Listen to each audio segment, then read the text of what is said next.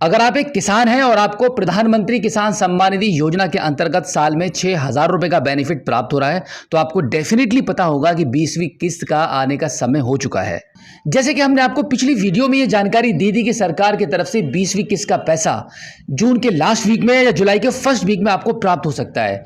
इसी के साथ में ये भी जानकारी दी थी कि सरकार ने सभी पीएम किसान सम्मान निधि धारकों के लिए फार्मर रजिस्ट्री को करना अब काफी अनिवार्य कर दिया है। जब तक आप ये काम नहीं करा पाएंगे या नहीं कर पाएंगे तब तक आपको अब 20वीं किस्त का बेनिफिट नहीं मिलेगा।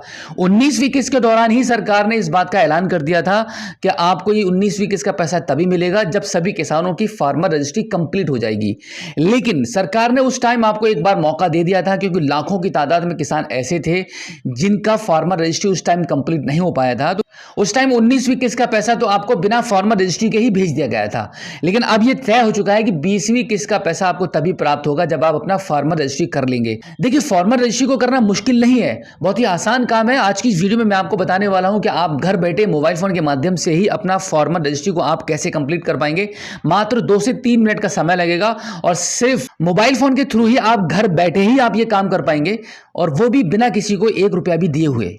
तो चलिए चलते हैं मोबाइल फोन की स्क्रीन पर और करते हैं फार्मर रजिस्ट्री का काम शुरू। इसके लिए आप अपने मोबाइल फोन के प्ले स्टोर से फार्मर रजिस्ट्री को टाइप करके सर्च करेंगे तो आपके मोबाइल फोन के स्क्रीन पर सभी स्टेट्स के एप्लीकेशन ओपन हो जाएंगे। आप जिस भी स्टेट से बिलोंग करते हैं उस एप्लीकेशन को यहाँ से इंस्टॉल करके ओपन करेंगे, या फिर आप स्क्रीन पर दिए गए इस लिंक पर जाकर भी अपनी फार्मर रजिस्ट्री को स्टार्ट कर सकते हैं। आपके स्टेट की फार्मर रजिस्ट्री की वेबसाइट ओपन होने के बाद आप सबसे पहले फार्मर वाले ऑप्शन को चूज करेंगे। उसके बाद क्रिएट न्यू यूजर अकाउंट वाले ऑप्शन पर क्लिक कर देंगे। अब यहाँ पर आपके आधार कार्ड के नंबर को एंटर करेंगे, टर्म्स एंड कंडीशन को एक्सेप्ट करेंगे, उसके बाद सबमिट कर देंगे। सबमिट करने के बाद आपके आधार कार्ड के रजिस्टर्ड मोबाइल नंबर पर एक ओटीपी चला जाएगा। उस ओटीपी को यहाँ पे एंटर करेंगे, उसके बाद वेरीफाई वाले बटन पर क्लिक कर देंगे।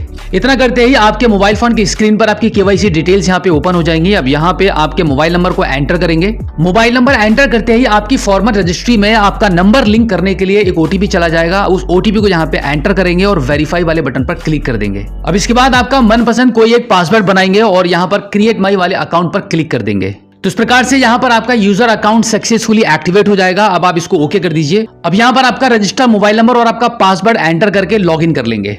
लॉगिन करने के बाद सबसे नीचे रजिस्टर एज फार्मर वाले ऑप्शन पर क्लिक करेंगे। अब इसको नो कर दीजिए। अब इस पेज पर आपको उन सभी कॉलम को फिल करना होगा जिन पर इस प्रकार का रेड कलर का स्टार बना हुआ है। तो अब यहाँ पे आपकी कास्ट कैटेगरी को चूज करेंगे। अब इसके बाद यहाँ पर आपका एड्रेस फिल करेंगे। अब यहां से आपके विलेज को सर्च करके सिलेक्ट कर लेंगे। अब इसके बाद फॉर्मर टाइप वाले ऑप्शन पर क्लिक करके ऑनर वाले ऑप्शन को चूज कर लेंगे एंड देन ऑक्यूपेशन डिटेल्स में इन दोनों बॉक्सेस पर टिक करेंगे और उसके बाद फैच लैंड डिटेल्स पर क्लिक कर देंगे। अब यहां से आपका डिस्ट्रिक्ट, तालुका, विलेज को सिलेक्ट करके सबमिट करेंगे। अब यहां पर आपके खेत का सर्वे नंबर एंटर करेंगे जो आपको आपकी खतौनी में मिल जाता है।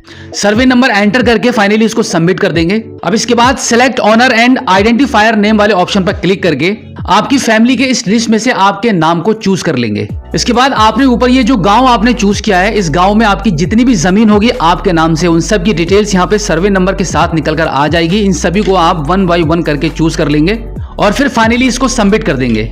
अब इसके बाद अगर किसी और दूसरे गांव में भी आपकी जमीन है तो उसको भी यहाँ पे फैच करने के लिए फैच लैंड डिटेल्स पर एक बार फिर से क्लिक करेंगे और फिर बिल्कुल इसी प्रोसेस के थ्रू उसको भी आप यहाँ पे ऐड कर लेंगे। इस प्रकार से आपके सभी गांव की जमीन फैच होने के बाद वेरीफाई ऑल लैंड वाले ऑप्शन पर क्लिक करेंगे एंड देन स्क्रीन को थोड़ा सा ऊपर की साइड में स्क्रॉल करके रेवेन्यू वाले बटन पर क्लिक करेंगे, टर्म्स एंड कंडीशन को एक्सेप्ट करेंगे और फिर फाइनली इसको सेव कर देंगे। अब इसके बाद प्रोसीड टू ई साइन वाले बटन पर क्लिक करेंगे। अब यहाँ पर आपके आधार कार्ड के नंबर को एंटर करके आधार ओटीपी वाले ऑप्शन को चूज कर लेंगे और गेट ओटीपी वाले ऑप्शन पर क्लिक करेंगे।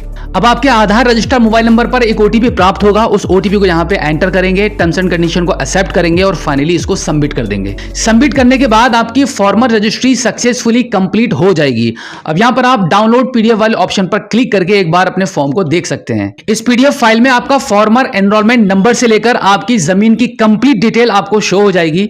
इसको अब आप अपने मोबाइल फोन में सेव करके रख सकते हैं। तो बिल्कुल इसी प्रकार से आप घर बैठे अपने मोबाइल फोन के माध्यम से बिल्कुल फ्री में अपना फार्मर रजिस्ट्री का काम कंप्लीट कर सकते हैं, जिससे कि 20वीं किस्त का पैसा आपको समय पर प्राप्त हो पाए। अब यहाँ पर एक और खास जानकारी मैं आपके साथ ये शेयर कर दूं। देखिए, समय बहुत कम बचा है फार्मर रजिस्ट्री का रजिस्ट्रेशन करने के लिए, क्योंकि किस्त के आने का भी समय हो चुका है और इससे पहले जितनी भी फार्मर रजिस्ट्री हाल ही में की गई है वो सभी पेंडिंग में है।